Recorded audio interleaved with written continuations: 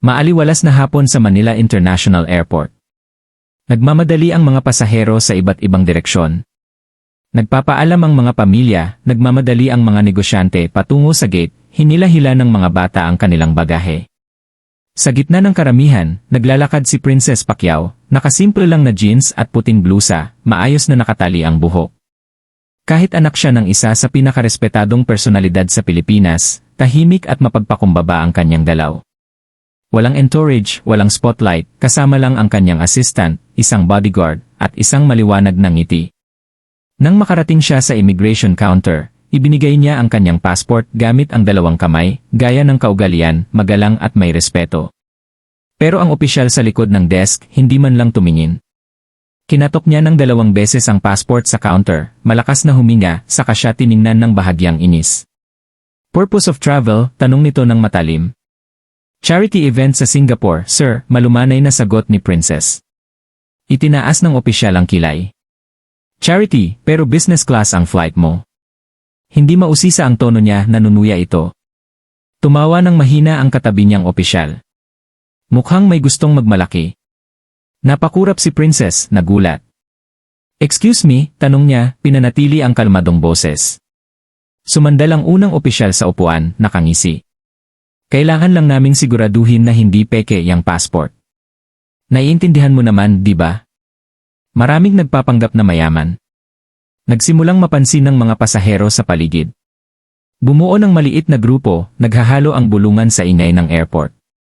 Nagalit ang kanyang assistant, bumulong, "Ma'am, kalmado lang po. Aayusin natin to." Tumango ng bahagya si Princess, ayaw ipakita ang galit. Pinalaki siya para harapin ang kawalang galang ng may biyaya, pero ang kanyang katahimikan ay lalong nagbigay lakas sa opisyal. Saan yung proof of funds mo? Sigaw nito. Sino nagbayad ng ticket mo? Humakbang ng bahagya ang bodyguard, kontrolado pero matatag ang boses. Sir, sapat na po yan. Tiningnan siya ng masama ng opisyal. Hindi ikaw magsasabi kung sapat na. Kumalat ang tensyon sa pila. Naglabasan ang mga cellphone, nagsimulang mag-record ang mga pasahero.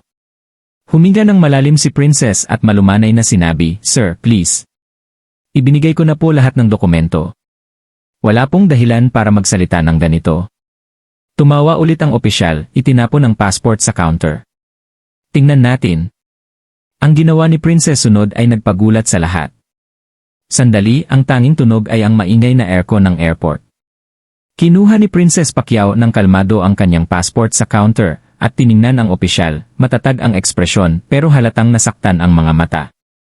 Sir, mahina niyang sabi, humihingi lang po ako ng patas na trato.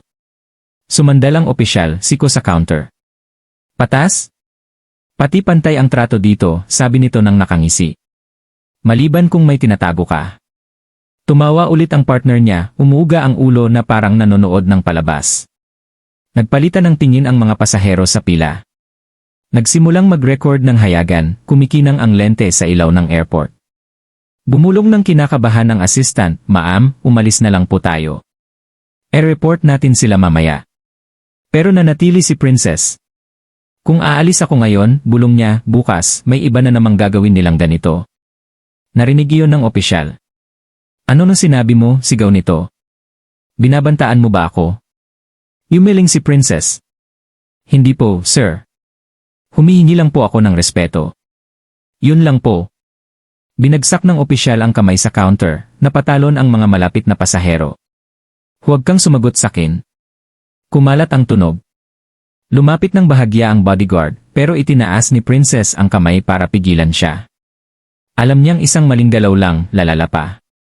Tumitibok ng mabilis ang puso niya, pero ayaw niyang maghari ang takot. Kinuha ng opisyal ang boarding pass niya, tinitigan ng labis na suspetyoso. Business class, ha? Sarap siguro. Mayayaman siguro magulang mo, no? Sino nagbayad nito? Ako po nagbayad, kalmadong sagot ni Princess. At maayos po lahat ng dokumento ko. Tumawa ito. Nga, naririnig namin yan palagi. Biglang nagsalita ang isang babae sa pila, nanginginig pero malakas ang boses. Sir, wala naman siyang ginawang mali. Bakit niyo siya kakausapin ng ganyan? Tumingin ang opisyal sa babae. Ma'am, pakialam mo ba, baka mamiss mo pa flight mo. Lumala ang discomfort ng karamihan. Patuloy ang pagre-record. May bumulong, hindi tama to. Huminga ng malalim si Princess at matatag na sinabi, kung may problema po, tawagan niyo po ang supervisor niyo. Natigilan sandali ang opisyal sa katumawa ng malakas. Supervisor. Akala mo makakautot ka rito? Hindi ka espesyal. Nanginginig ang boses ng assistant. Pry. Princess, please, umalis na lang po tayo. Pero tumayo ng mas matatag si Princess. Hindi po.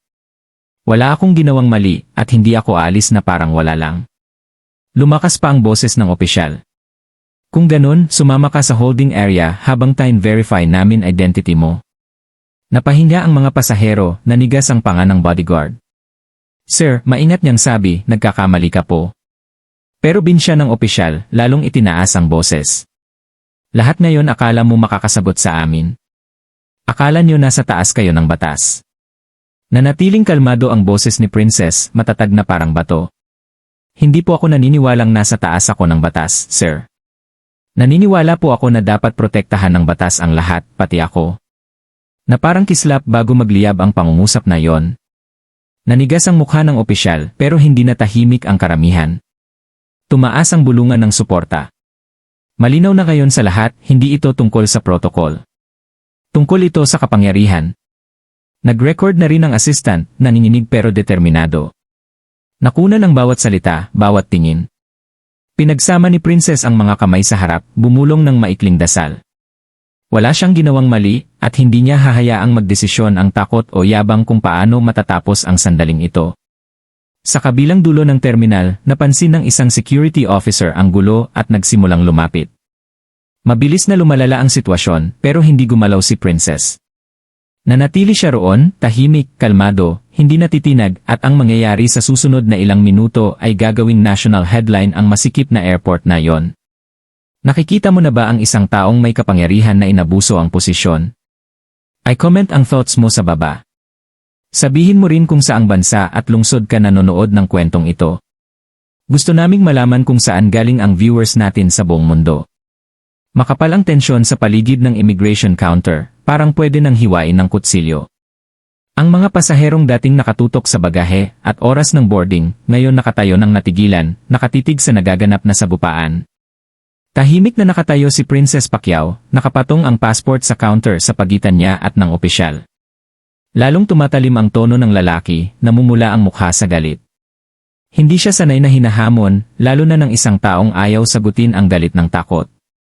Ma'am, sigaw ng opisyal, isa na lang tong pagkakataon ko sayo.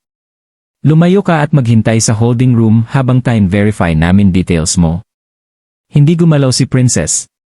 Sir, pantay na sagot niya, ibinigay ko na po lahat ng hiniling nyo. Passport, boarding pass, itinerary. Ano pa po ba ang kailangan? Ngumisi ang opisyal. Baka konting kooperasyon. Baka konting kababa ang loob. Napahinga ng mahina ang assistant, lumuha ang mga mata. Ma'am, please po, bulong niya. Umalis na lang po tayo. I-report natin siya mamaya. Hindi nyo kailangan to. Pero umiling ng mahina si Princess. Kung aalis ako ngayon, ilan pa kaya ang gagamutin niya ng ganito? Ang kalmado niya ay nakakabagabag sa opisyal. Itinaas niya ang boses, umaasa na ang lakas ng tunog ang magbabalik ng otoridad niya. Akala mo ba matapang ka dahil nakatayo ka rito? Ginagawa mo lang mas mahirap sa sarili mo. Mas mataas na itinaas ang mga cellphone. Halos 200 pasahero ang nagre-record na. Bumulong ang isang lalaki sa kaibigan, may tapang tong babaeng to, hindi na sumisigaw. Faintly narinig sa phone ni Princess ang boses ni Jinky Pacquiao. Tinawagan na pala ng assistant kanina. Princess, anak, anong nangyayari? Okay ka lang ba? Okay lang po ako, mama, mahinang sagot niya. Pero sobrang bastos po nila. Nag-urgent ang tono ni Jinky. Nasaan ang tatay mo? Nasa city siya. Sasabihin ko agad, napansin ng opisyal ang phone at tumawa. Ano yan? Tinatawagan mo tatay mo para iligtas ka. Napahinga ang karamihan. May ilang bumulong, sobra na yan. Huminga ng dahan-dahan si Princess. Sir, hindi po ako nangangailangan ng pagliligtas, sabi niya. Kailangan ko lang po na gawin nyo ng tama ang trabaho nyo. Nanigas ang mukha ng opisyal. Tapos na yan, sigaw niya, binagsak ang isang form sa counter. Sumama ka sa holding room. Inabot niya ang braso ni Princess. Bago siya makahawak, lumapit ang bodyguard sa pagitan nila, matatag pero magalang ang tono. Officer, huwag niyo pong hawakan siya. Lumalampas na po kayo. Nasa malapit ang kamay ng opisyal sa sinturon, malapit sa radio, pero mapanganib din malapit sa holster.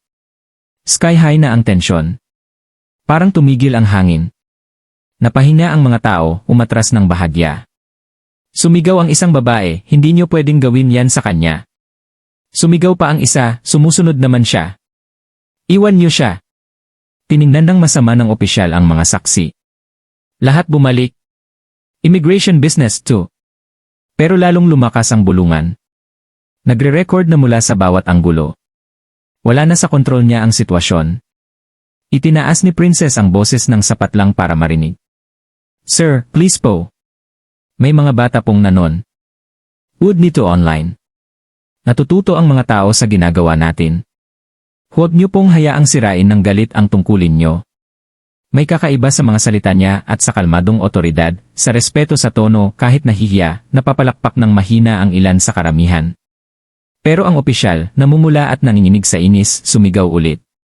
Akala mo makapagsasabi ka kung paano ko gagawin ang trabaho ko? Sa tingin ko po, sagot ni Princess, dapat nating alalahanin kung bakit may mga trabaho tayo. Para maglingkod ng may respeto, hindi kapangyarihan. Sandali, tahimik. Kahit ang opisyal ay parang hindi alam ang isasagot. Saka mula sa likod ng salamin, nagmadaling lumabas ang isa pang staff, bumulong ng mabilis sa tainga ng opisyal. Nagbago ang mukha nito. Tumingin siya sa lumalaking karamihan, sa mga cellphone, sa tahimik na dalaga na ayaw yumuko. Bumulong siya, sige, hintay kayo rito. Kukunin ko ang supervisor ko. Tumango ng isang beses si Princess, malambot pero matatag ang boses, salamat po. Tumalikod siya at nagmadaling pumasok sa likod, sinusundan ng kinakabahan ng isa pang opisyal. Habang nagpapahinga ang karamihan, huminga ng malalim si Princess, bahagyang lumubog ang balikat. Hinawakan ng assistant ang kamay niya. Okay lang po kayo, ma'am? Tumango siya. Pero hindi pa tapos to.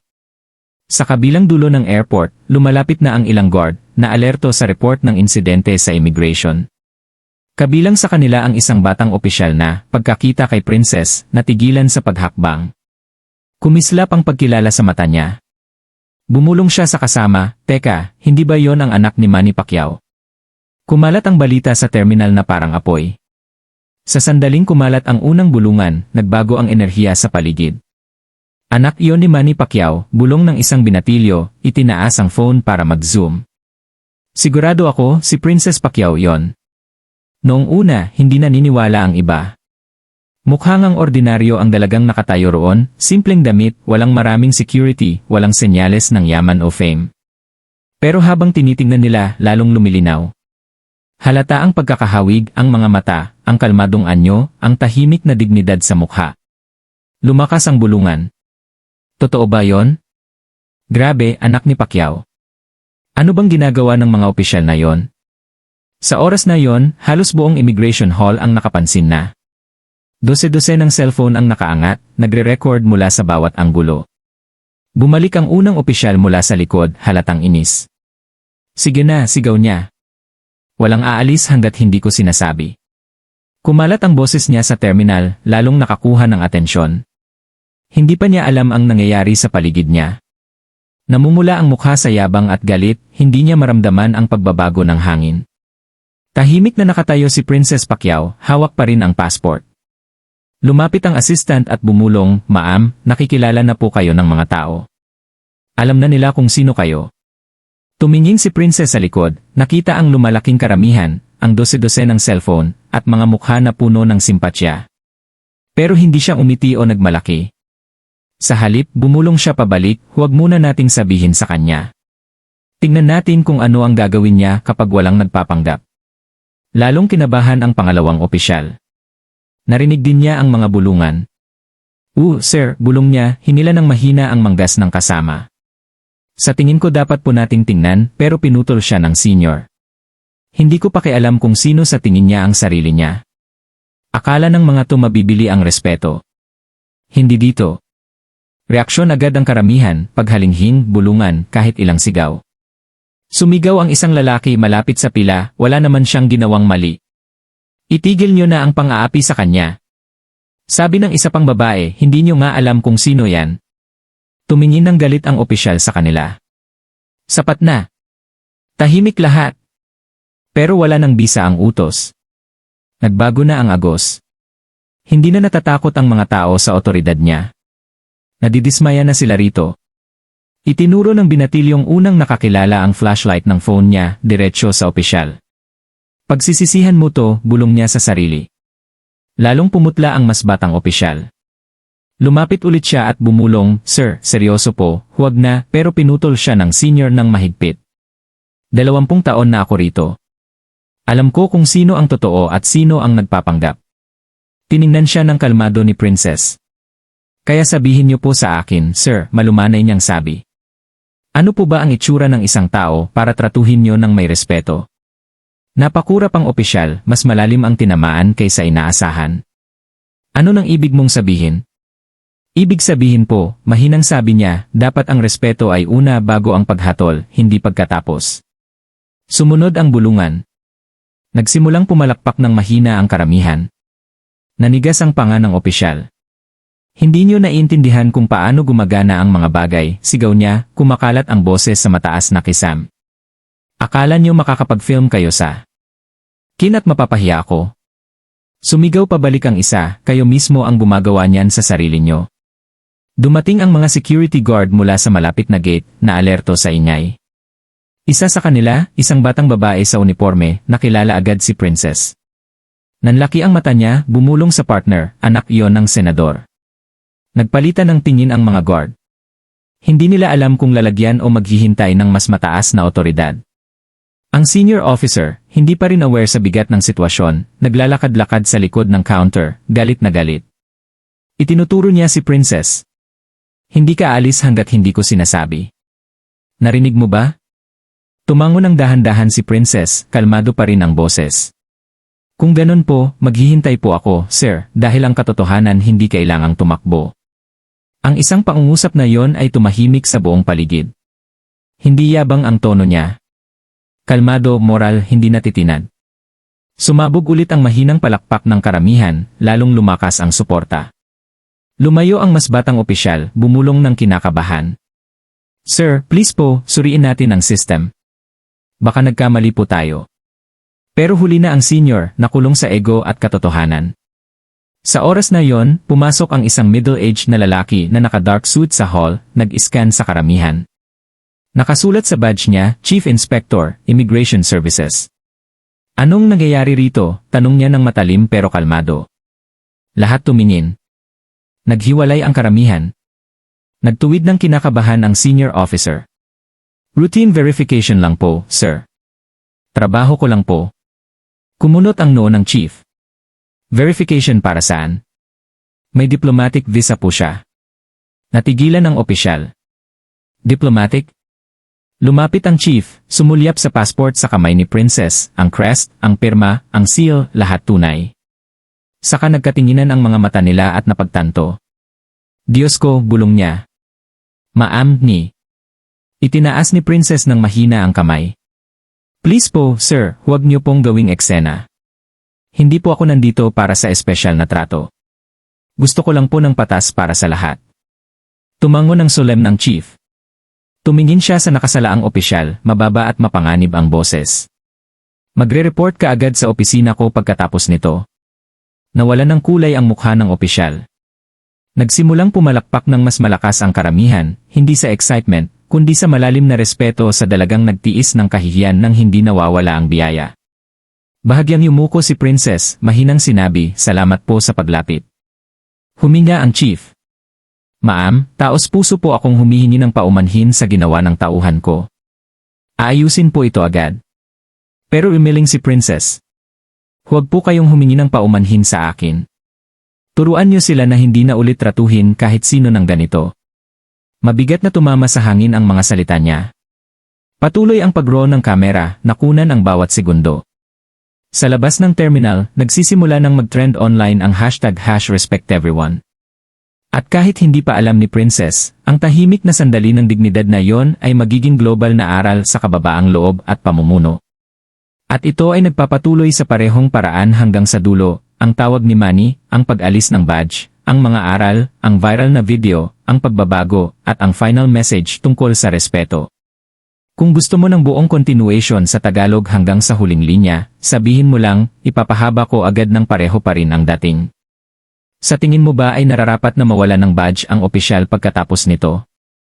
I-share ang thoughts mo sa comments. Kung naniniwala kang dapat tratuhin ang lahat ng may respeto, kahit ano pa ang status, kulay, o titulo nila, mag-type ka ng respect sa comments.